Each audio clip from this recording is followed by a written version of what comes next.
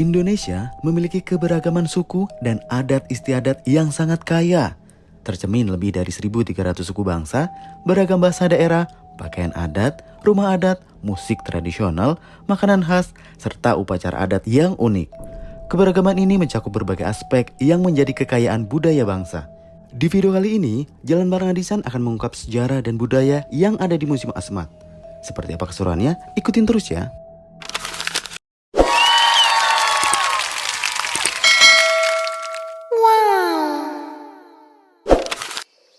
Museum Asmat terletak di Taman Mini Indonesia Indah dan diresmikan oleh Presiden Soeharto pada 20 April 1986. Untuk masuk ke Museum Asmat gratis, pengunjung hanya membeli tiket masuk Taman Mini Indonesia Indah dan mengisi daftar pengunjung. Sejak tahun 2002, wilayah Asmat telah ditetapkan sebagai kabupaten dalam Provinsi Papua dengan beribu kota di distrik Agats. Di sebelah utara, Kabupaten Asmat berbatasan dengan Pegunungan Jayawijaya. Sebelah selatan berbatasan dengan Laut Arafuru. Sementara di sebelah timur dan barat diapit oleh Sungai Juliana dan Sungai Pomats. Kampung-kampung Asmat tersebar dan membentuk pola tersendiri. Letak perkampungan tersebut ada yang pesisir pantai, ada pula yang berupa perkampungan di tepi sungai. Masing-masing kampung, baik yang di tepi pantai maupun di tepi sungai, memiliki cara hidup, struktur sosial, dan budaya berbeda. Orang Asmat sangat menghormati pohon. Bagi mereka, pohon adalah kehidupan. Mereka menganggap dirinya sebagai pohon dan sebaliknya menganggap pohon adalah diri mereka. Mereka mengibaratkan akar pohon itu sebagai kaki, batang sebagai badan, ranting adalah tangan, dan buah adalah kepalanya. Itulah alasan mengapa orang Asmat menyebut dirinya sebagai Asmat, yang berarti manusia kayu atau manusia pohon, atau Asmat-o, yang berarti manusia sejati. Kehidupan orang Asmat tidak dapat dipisahkan dengan alam sekitarnya. Mereka meyakini sejatinya manusia itu harus bersatu dengan alam. Mereka pun menyebut dirinya sebagai O Kanak Anakat, yang artinya akulah manusia sejati. Perkampungan suku Asmat berada di sepanjang tepi sungai dan pesisir pantai. Biasanya tempat tinggal mereka mendekati hutan sagu yang menjadi makanan pokok mereka. Hal itu membuat perkampungan suku Asmat berpencar menyesuaikan dengan tempat-tempat sumber makanan. Setiap desa memiliki hutan dengan batas-batas yang ditentukan oleh kemampuan anggotanya dalam mengamankan dan mempertahankan hutan dari rambahan desa lainnya. Ada dua macam bentuk rumah di perkampungan Asmat, yaitu rumah panjang atau jeo dan rumah keluarga atau tisem. Setiap perkampungan memiliki beberapa jeo. Satu jeo dapat dikelilingi oleh sekitar 15-20 tisem. Dalam satu rumah terdapat 2-3 keluarga kerabat terdekat dan setiap keluarga memiliki tungku perapian tersendiri. Jeo atau rumah panjang merupakan tempat tinggal pemuda yang belum berumah tangga. Jeo berfungsi sebagai pusat pemerintahan dan tempat penyelenggaraan upacara adat. Bangunan jeo lebih menjorok ke tepi sungai dibandingkan tisem dan memiliki ukuran yang lebih besar dengan panjang 30-60 meter dan lebar 10 meter. Rumah pohon digunakan untuk tempat tinggal suku Asmat yang berada di pedalaman hutan. Tingginya mencapai 5-25 meter di atas permukaan tanah. Selain untuk menghindari binatang buas, rumah pohon berfungsi sebagai mercusuar untuk mengetahui gerak musuh. Bagi orang Asmat, hutan merupakan sumber kehidupan. Hutan juga dijadikan sarana kehidupan bermasyarakat yang tertib dan sejahtera. Mereka hidup dari hutan secara kolektif. Hutan menjadi simbol persatuan yang mengikat kebersamaan mereka. Hutan merupakan kekayaan yang harus dipertahankan bersama, sekaligus sebagai penyangga keamanan yang menutupi keberadaan kampung mereka. Selain itu, bagi orang Asmat, hutan juga penting artinya dalam kehidupan spiritual. Mereka percaya bahwa hutan merupakan tempat tinggal para arwah dan roh-roh halus lainnya. Topeng arwah atau jipai pada awalnya dibuat dan digunakan anak-anak yatim piatu yang kehabisan bahan makanan untuk menakut-nakuti ibu-ibu yang pulang dari hutan membawa sagu. Ibu-ibu terkejut melihat topeng tersebut langsung lari terbirit-birit dan meninggalkan sagu bawaannya. Dengan sagu-sagu tersebut, maka anak-anak yatim piatu yang bernama Mbanma itu memiliki persediaan makanan yang cukup lama. Ibu-ibu yang merasa ketakutan karena topeng tersebut mengeluh pada suaminya. Kemudian para suami tersebut menangkap Mbanma dan kemudian diketahui bahwa trik itu dilakukan oleh anak yatim piatu. Sejak saat itulah anak yatim piatu tersebut diasuh oleh warga. Umumnya, Masyarakat menganggap bahwa suku Asmat tidak berpakaian, padahal mereka memiliki konsep sendiri dalam berpakaian. Suku Asmat merasa manusia sejati adalah yang bersatu dengan alam. Itulah sebabnya suku Asmat menjadikan alam sebagai inspirasi mereka. Kaum pria dalam suku Asmat berhias seperti burung atau binatang lainnya, yang mereka yakini melambangkan kegagahan dan keberanian. Sementara para wanita suku Asmat menggunakan rok dari daun sagu yang berbentuk menyerupai burung kasuari. Ese atau noken adalah tas khas orang Asmat. Terbuat dari tali serat akar pohon pandan, ese memiliki dua fungsi. Pertama, dipakai untuk menyimpan atau membawa sesuatu seperti hasil ladang, ikan, kayu bakar, dan lain sebagainya. Kedua, sebagai lambang kebesaran bagi masyarakat Asmat. Mereka memakai ese pada pesta-pesta adat. Bagi seorang pemimpin, menggunakan ese berarti menjamin kehidupan dan kesejahteraan kampungnya.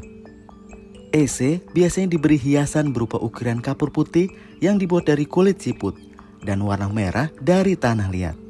Selain itu, ese biasanya dihias dengan kapur, buah tebu liar, dan bulu kakak tua putih.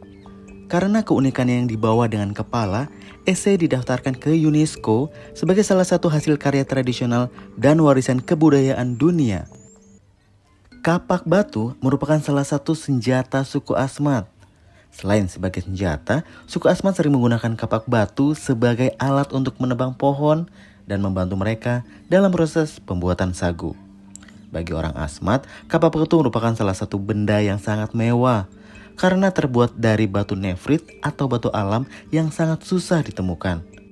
Bahkan karena dianggap sangat berharga, kapak batu sering dijadikan mahar pernikahan. Untuk mendapatkan bahan baku batu terbaik, masyarakat suku Asmat mencari di desa dekat pegunungan. Bahkan mereka harus berjalan kaki berkilo-kilometer demi mendapatkan batu terbaik. Sesampainya mereka di desa tersebut, mereka lantas tidak begitu saja mendapatkan batu yang dibutuhkan.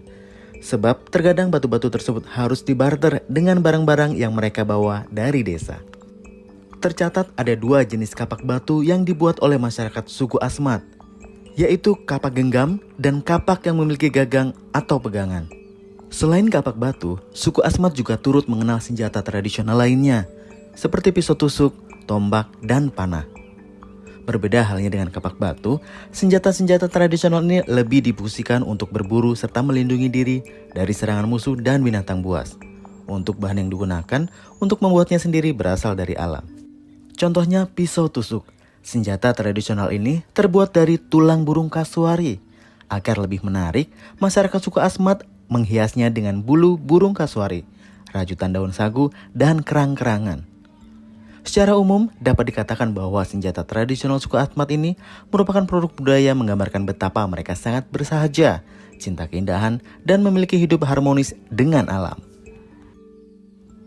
Upacara Mbisbu atau biasa disebut Mbis merupakan salah satu upacara penting yang terdapat di dalam kehidupan suku Asmat karena berhubungan dengan pengukiran patung leluhur. Patung Mbis tersebut akan dibuat jika ada permintaan dalam suatu keluarga. Dahulu, upacara Mbis diadakan untuk memperingati anggota keluarga yang telah mati terbunuh, dan kematian itu harus segera dibalas dengan membunuh anggota keluarga dari pihak yang membunuh. Jika tidak dilakukan, arwah yang meninggal tidak tenang dan akan mengganggu keluarga yang ditinggalkan. Kini, kebiasaan membalas dendam sudah tidak dilakukan lagi. Patung Mbis diletakkan di atas suatu panggung yang dibangun di rumah panjang. Mereka berharap roh-roh yang telah meninggal itu berangkat ke Pulau Siret dengan tenang. Patung Mbis ini lalu ditaruh dan ditegakkan di hutan sagu hingga rusak. Sebagai makanan pokok masyarakat Asmat, sagu banyak ditemukan di hutan. Kaum laki-laki memilih dan menebang pohon sagu. Selanjutnya, para perempuan mengupas kulit pohon sagu, menumbuk atau menokok, dan menyaring tepung sagu. Tepung sagu yang diperoleh diolah menjadi adonan yang beratnya kira-kira 5 kg.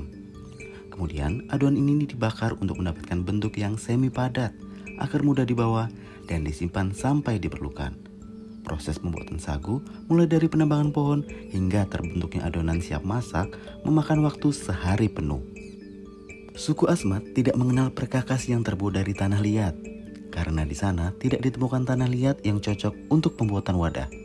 Semua perkakas terbuat dari kayu, termasuk cipai. Cipai bentuknya pipih dan lonjong. diberi pahatan nenek moyang pada sisi bagian luar. Pahatan itu bertujuan agar arwah nenek moyang melindungi makanan yang ada di dalam cipai dari pengaruh jahat atau penyakit. Saat cipai tidak dipakai, ia disimpan dengan cara digantung, sisi luar atau yang berukuran menghadap ke depan, sehingga keindahannya bisa dinikmati. Di sini kita bisa melihat diorama perapian suku Asmat. Perapian ini terletak di dalam rumah Tisem. Perapian ini digunakan untuk membuat atau mengolah sagu dan ulat sagu. Kepala keluarga yang tinggal di Tisem harus memiliki perapian masing-masing. Jumlah perapian ini tergantung oleh berapa banyak keluarga yang tinggal di dalam Tisem tersebut. Berburu merupakan pekerjaan berat dan berbahaya yang dilakukan oleh kaum laki-laki secara berkelompok. Mereka berburu di hutan yang jauh dari kampung mereka. Untuk menuju ke sana, mereka menggunakan perahu. Senjata berburu yang digunakan adalah tombak dan panah. Tombak terbuat dari kayu, bagian mata tombak berbentuk sirip atau ditambahkan dengan kuku burung kasuari. Selain itu, ada juga alat penikam yang terbuat dari tulang rahang buaya atau tulang paha kasuari. Binatang yang menjadi sasaran perburuan adalah babi hutan, kuskus, biawak, buaya, dan burung kasuari. Perburuan yang dilakukan tidak dilakukan secara massal. Hal itu bertujuan untuk menjaga keseimbangan lingkungan. Untuk menangkap ikan dilakukan dengan cara menombak atau menggunakan jaring. Cara berburu tradisional ini mampu menjaga keseimbangan ekosistem. Biasanya, kaum perempuanlah yang mengatur jadwal kapan menangkap ikan dan udang, serta mencari kebutuhan hidup lainnya. Sementara kaum pria menangkap ikan besar-besar, seperti hiu dan ikan pari yang terdapat di muara sungai. Setiap 5 tahun sekali, suku Asmat membuat perahu-perahu baru. Dalam proses pembuatan perahu hingga selesai, ada hal-hal yang mereka anggap penting. Bahan perahu hanya menggunakan kayu khusus yang jumlahnya tidak terlalu banyak, yaitu kayu kuning atau ti, ketapang, bitanggur atau yerak, sejenis kayu susu. Setelah memilih pohon, mereka akan menebang dan mengupas kulit batang. Lalu mereka meruncingi kedua ujungnya. Batang itu siap diangkut ke tempat pembuatan perahu. Saat mengerjakan itu semua, mereka berpantang tidak boleh membunyikan banyak bunyi-bunyian di sekitar tempat itu. Selain itu, ada kepercayaan bahwa jika kayu batang diinjak sebelum ditarik ke air, batang kayu tersebut akan bertambah berat sehingga tidak dapat dipindahkan. Sebelum digunakan dalam lomba, perahu diresmikan terlebih dahulu oleh tokoh adat. Para pendayung menghias diri dengan cat berwarna putih dan merah dilengkapi bulu-bulu burung. Kaum anak-anak dan wanita bersorak-sorai, memberikan semangat dan memeriahkan suasana. Namun ada juga yang menangis mengenang saudaranya yang telah meninggal. Tifa merupakan alat musik yang sangat penting bagi suku Asmat. Oleh tabuhan Tifa lah, patung-patung pemeripit berubah menjadi manusia. Itulah sebabnya orang Asmat sering menggunakan Tifa untuk mengiringi tarian tradisional. Dahulu, tari Tobe dilakukan ketika kepala suku memerintahkan rakyatnya pergi berperang. Kini, tarian perang tersebut berubah menjadi tarian resmi untuk menyambut tamu. Tarian ini dilakukan oleh 16 penari laki-laki dan 2 penari perempuan. Mereka menari dengan iringan tifa dan lantunan lagu-lagu perang pembangkit semangat. Ada pula tari Yosim, adalah suatu bentuk tarian bersama yang dilakukan oleh muda-mudi suku Asmat. Tari ini merupakan jenis tarian suku Asmat yang menggambarkan kegotong royongan antar keluarga. Mereka menari sambil melakukan nyanyian-nyanyian dengan iringan musik. Awalnya, mereka menari sambil membentuk lingkaran. Lalu, setelah menemukan pasangan yang dianggap cocok, mereka menari berpasang-pasangan. Fu merupakan salah satu alat musik tradisional Asmat yang terbuat dari bambu. Fu dibunyikan untuk menakuti musuh dan juga sebagai pertanda bahwa suatu daerah dalam bahaya.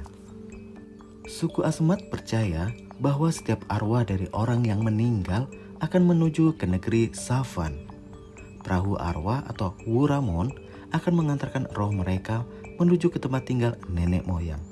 Bentuknya seperti perahu lesung, tetapi tidak mempunyai dasar atau berlubang, dengan maksud agar arwah yang duduk di perahu dapat mengembara. Di sini, kita bisa melihat tengkorak suami istri yang meninggal pada tahun 1920 akibat perang antar suku. Tengkorak pasangan suami istri Airo dan Yayen ditemukan 10 tahun kemudian oleh Bin Binif, kepala suku Asmat Safan. Sebelum menjadi koleksi museum Asmat, tengkorak disimpan oleh Peter Saimapan dan Yance Akamor, cucu dari Airo dan Yayen. Pada umumnya, tengkorak sebagai bantalan tidur. Tujuannya sebagai ungkapan rasa cinta kasih yang sangat dalam. Mereka percaya bahwa arwah tengkorak dapat hadir memberikan bantuan sewaktu diperlukan. Wow Ipits berasal dari kata wow yang artinya ukiran kayu. Dan Ipits artinya manusia. Wow Ipits merupakan gelar kehormatan yang diberikan kepada pemahat profesional. Setiap laki-laki suku Asmat belajar bagaimana menebang pohon, membuat peralatan umum seperti dayung, tombak, dan panah. Namun, ada alat khusus seperti perisai, embis, tifa, perahu arwah, dan patung yang secara tradisional hanya dapat dipahat oleh Wow Ipits. Hasil karya Wow Ipits selalu mengedepankan pandangan-pandangan filosofi anggota masyarakat. Patung figur atau kafenak merupakan patung kecil yang dibuat untuk mengingat anggota keluarga yang telah meninggal dunia. Patung ini hanya ditempatkan di rumah jauh dan digunakan untuk kelengkapan upacara adat. Bentuknya bermacam-macam, ada yang berupa patung rangkap, patung tunggal, juga patung dengan beberapa figur. Jumlah pola disesuaikan dengan jumlah keluarga yang telah meninggal. Biasanya, kafenak juga menggambarkan cerita rakyat, dongeng tentang perjalanan manusia juga dibuat untuk mengenang seseorang. Kafenak berfungsi seperti foto yang memotret kisah seseorang. Modernisasi turut memengaruhi perkembangan seni tameng suku Asmat. Kontak dengan dunia luar memungkinkan terjadinya percampuran antar disiplin ilmu, praktik, dan pilihan artistik. Seni tameng atau perisai kontemporer ini tidak lagi terikat dengan peraturan adat. Fungsi dan maknanya pun disesuaikan dengan perkembangan zaman. Semua ukiran yang ada di perisai mengandung banyak simbol-simbol tertentu. Ukiran Asmat adalah seni pahat kayu yang sangat terkenal dan sudah mendunia. Istilah kerawangan dalam konteks ukiran suku Asmat merujuk pada ukiran pola-pola tembus pandang atau berlubang, yang menjadi salah satu ciri khas teknik dan gaya artistik mereka yang rumit. Para pengukir Asmat yang umumnya adalah laki-laki membuat ukiran secara spontan tanpa menggambar sketsa terlebih dahulu. Setiap karyanya unik dan tidak ada duplikatnya. Motif ukiran seringkali bersifat naturalis dan identik dengan kehidupan sehari-hari serta alam sekitar. Motif yang umum termasuk manusia, hewan, dan elemen alam. Ukiran Asmat bukan sekedar karya seni, tetapi memiliki makna religius dan spiritual yang mendalam. Ukiran ini dipercaya sebagai penghubung antara dunia manusia dengan dunia arwah, serta cara untuk menghormati roh leluhur yang telah meninggal. Jika memahat hanya dilakukan oleh kaum pria, kaum ibu pun tidak kalah dalam berkreativitas. Menganyam merupakan keahlian mereka. Hasilnya pun mengagumkan. Mereka melakukan modifikasi terhadap pakaian adat mereka. Suku Asmat sangat terkenal dengan karya seni ukirannya. Setiap benda seni yang mereka ciptakan memiliki arti khusus. Ada yang berfungsi sebagai simbol keterkaitan antara yang hidup dan yang mati. Ada pula yang disimbolkan sebagai kekuatan dan doa mereka. Dahulu, karya seni hanya boleh dibuat oleh Wow Ipits. Seiring perubahan zaman, kini setiap laki-laki Asmat memiliki kesempatan yang sama. Karya ukir mereka berkembang menjadi benda seni yang memiliki nilai jual dan dinikmati oleh banyak kalangan. Hasil penjualannya membantu perekonomian mereka. Untuk menggiatkan kreativitas seni serta mempromosikan kebudayaan Asmat kepada khalayak, pemerintah Kabupaten Asmat menyelenggarakan Festival Budaya Asmat. Kegiatan ini telah dirintis oleh Keuskupan Gereja Katolik sejak 1981. Suku Asmat hidup di lingkungan alam yang keras, tetapi tetap mampu menghasilkan kreativitas seni mengagumkan. Mereka sangat dekat dengan alam. Apa yang dilihat dan dialami di alam, mereka hayati dalam kehidupan sehari-hari, sehingga melahirkan lambang-lambang yang dapat dimengerti oleh seluruh masyarakat Asmat. Lambang flora, fauna, maupun nenek moyang dipercaya memberikan kekuatan tertentu, melindungi dan memberikan kesejahteraan. Itulah sebabnya semua benda dan perkakas yang mereka ciptakan selalu diukir dengan perlambangan. Orang Asmat mewarisi keahlian nenek moyangnya, Fumeripits. Mereka meyakini Fumeripits hidup di dalam diri mereka. Memahat, mengukir, menari, bermusik, dan membangun rumah merupakan warisan sang pencipta. Itulah akhir dari kita mempelajari sejarah dan budaya suku Asmat yang ada di Museum Asmat Taman Mini Indonesia Indah. Terus dukung channel Jalan Bareng Andisan dengan subscribe, like, dan komen agar channel Jalan Bareng Andisan bisa terus berkembang dan bisa memberikan informasi tentang berbagai tempat-tempat wisata, rekreasi, dan liburan lainnya. Selanjutnya, mau jalan bareng Andisan kemana lagi ya? Tulis di komen.